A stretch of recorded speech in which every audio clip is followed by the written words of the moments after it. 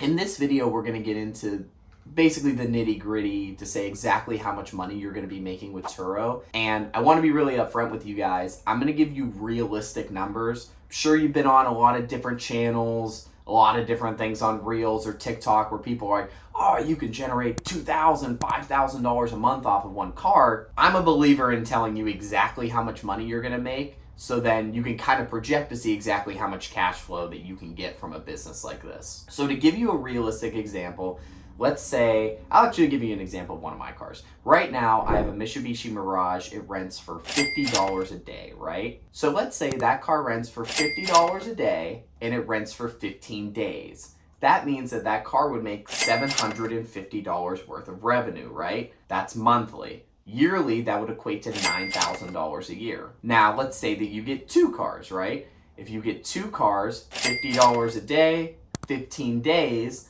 then that would equate to $1,500 a month in additional revenue, $18,000 a month in yearly revenue. Why this is important? Now, this is just revenue, gross revenue. I'm not talking net profit, nothing like that. Just to give you an idea of how much money is going to be coming in initially. Now, for any seasoned business owners, this is going to be a term that you're familiar with. For anybody that's a little bit newer, maybe it's not. We're talking about ROI, which stands for return on investment. Now, again, for the people that don't understand, this is basically the way that you want to look at ROI. Let's say that you go out and you get a $10,000 car. When I look at ROI, I'm saying the return on investment is going to be how much profit did that car produce on a yearly basis. So let's say you get $10,000 car. That $10,000 car yields $1,000 in net profit. Net profit is after all your expenses. That's always going to be what I'm telling you guys. I'm not going to tell you about gross revenue. I think that's misleading.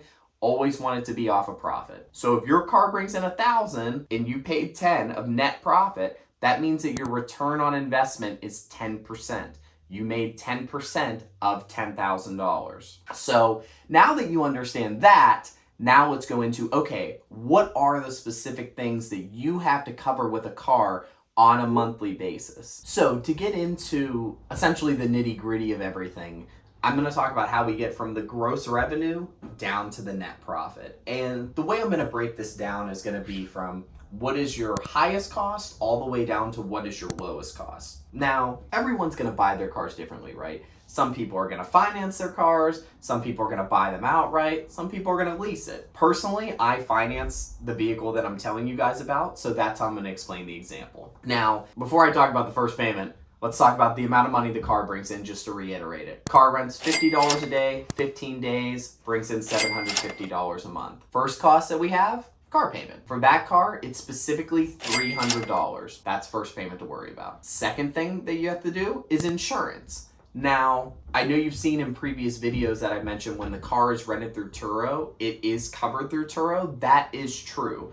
That's only when the car is rented though. Literally every state in the United States requires that you have to have car insurance. So just having Turo's insurance when the car is rented does not suffice. So there's something specifically you can get for this business called off-rental insurance. And to explain to you how this works, it would be where if I'm driving the car to go to the car wash, right, to go get it cleaned, and somebody rear ends me, that would be covered through off-rental insurance. If one of my employees is go get the car done for maintenance and somebody hits him, that would be covered for off-rental insurance. Now, a big thing to mention about off-rental insurance, it's only for business purposes. So you would not be able to take the car and say, oh, I want to take the car and go on a little joyride up to the mountains this weekend, or I want to take it to go fishing. Off-rental will not cover that. It'll only cover if you're driving the car for business purposes. And on top of that, for business purposes, typically they only let you to drive the car around 100 to 150 miles a month. Very important to know. I wish somebody told me that. Now, next cost that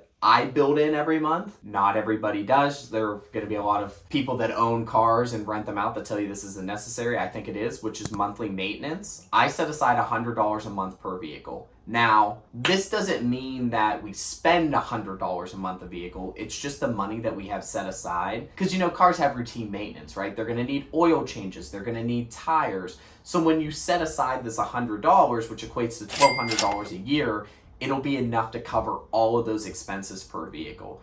Now again, some people might set aside 50, some people might set aside 75. 100 has been the safe number for me so that any issue that I ever have for any vehicle, it's always able to be covered. Now, the next thing, this is also going to depend on where you have your car, which is parking. When I started my whole thing, I contracted out with a company that was right by the airport that I'm at. And the parking for me, it averaged out to around $50 per month per vehicle. And that was with the car being rented out consistently, right? And the last expense, which this is the least expensive, is your tracking. Tracking is typically gonna run you about $10 a month. So after breaking down all those numbers, it means that you make $190 a month, which is 25% profit off of that $750. Now, if you times that by 12, that means that you're gonna make $2,250 yearly, which is pretty good cash flow. Now, let me give you an even better example, because this is the way that we buy our cars now, and this is the way that I think is super beneficial to people. Now, that whole thing that I gave you with the $750 and all the expenses, we buy all of our cars outright now. Okay, so to finish that example, remember, just to reiterate it, you have a car, Mitsubishi Mirage, rents for $50 a day, 15 days, brings in $750 a month. Minus all of your expenses, it equates to $190 a month profit. That's a 25% margin, which is pretty good, right? I mean, you times that by 12, you're gonna make $2,250 a year. Pretty decent side money to make, right? Get a couple cars, it'll get up over $5,000, $6,000 yearly, which is great cash flow.